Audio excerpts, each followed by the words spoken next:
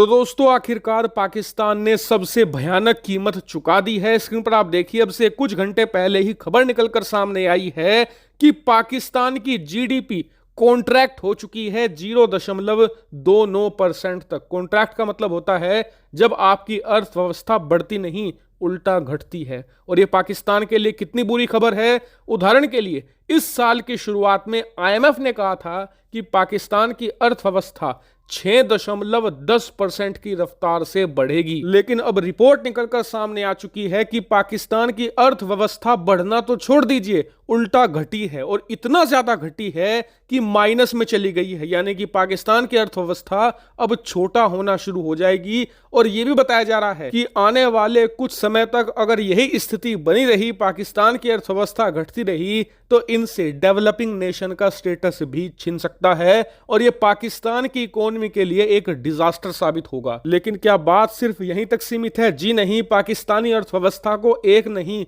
दोहरा करारा झटका लगा है। दरअसल दूसरी खबर भी स्क्रीन पर देखिए, अभी अभी रिपोर्ट निकलकर यह भी सामने आई है कि पाकिस्तान का जो खजाना है, जो फॉरेक्स रिजर्व है, जिसकी मदद से कोई भी देश दुनिया के दूसरे देशों से व्यापार करता है, वो खजाना घटते घटते अब मात्र $6 बिलियन पर आ चुका है। और इसे पाकिस्तान के लिए सबसे ज्यादा क्रिटिकल लेवल बताया जा रहा है। इसने पाकिस्तान की अर्थव्यवस्था में रेड अलार्म शुरू कर दिया है, क्योंकि $6 बिलियन पाकिस्तान जैसे देश के लिए हद से ज्यादा कम है, क्योंकि इनकी टोटल पॉपुलेशन है 23 करोड़ और इनके देश में मैन्युफैक्चरिंग के नाम पर कुछ खास नहीं होता। ज्यादातर खाने पीने की चीजें भी ये इंपोर्ट करते हैं। ऐसे में तेल, खाने पीने की चीजें, जरूरत का रोजमर्रा का सामान ये दूसरे देशों से खरीदते हैं और उसकी पेमेंट करनी पड़ती है अमेरिकी डॉलर में, क्योंकि इनकी खुद की जो करेंसी है, मुद्रा है, जिसे पाकिस्तानी रुपया कहा जाता है, वो गिरते गिरते डॉलर के मुकाबले 300 के पार जा चुका है। उसे कोई दुनिया में एज अ पेमेंट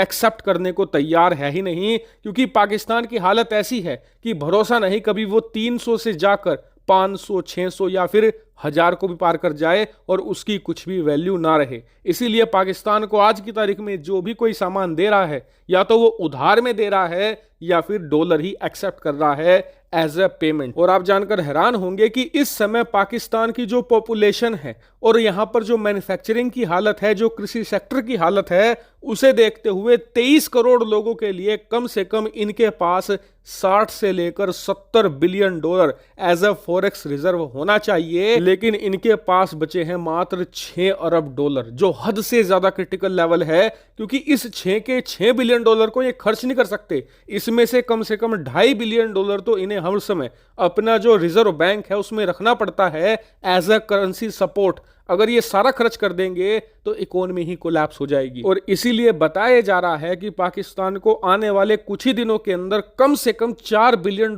का जुगाड़ करना होगा। अगर ये ऐसा नहीं कर पाते तो ये बहुत सारी पेमेंट्स पर डिफॉल्ट कर जाएंगे, यानी कि दिवालिया हो जाएंगे। ये पेमेंट करने में सक्षम होंगे ही नहीं। लेकिन क्या पाकिस्तान पैसों का जुगाड़ कर पाएगा? तो देखिए बहुत ही मुश्किल है, क्योंकि आप जानते ही होंगे कि पिछले 2-3 महीनों में चीन, Saudi Arabia, UAE, America, European देशों ने बहुत बड़े बड़े अनाउंसमेंट किए कि जी हम पाकिस्तान को 1 बिलियन देंगे। चीन ने कहा कि जी हम तो 4 बिलियन दे देंगे। सऊदी अरेबिया और यूएई ने मिलकर कहा कि हम तो 6 बिलियन देंगे। लेकिन वादा सबने किया, किसी ने भी पाकिस्तान को अब तक एक भी फूटी कोड़ी नहीं दी है। इसी वजह से इनका फॉरेक्स रिजर्व हद से ज्यादा लो पर जा चुका है। वहीं बात करें आईएमएफ की, तो आईएमएफ ने पाकिस्तान को लोन तो एक भी कोड़ी का नहीं दिया, उल्टा इनसे ऐसी ऐसी शर्तें मनवा ली जिससे कि इनकी अर्थव्यवस्था ग्रो करने की बजाय कोलैप्स कर चुकी है और बुरी तरीके से कॉन्ट्रैक्ट हो रही है, यानी कि घटती चली जा रही है। हालांकि पाकिस्तान की इस बदतर हालत पर मैं आपको लगातार अपडेट देता रहूंगा। आपका इस पर क्या मानना है कमेंट करके जरूर बताएगा। Thank you very much for watching video.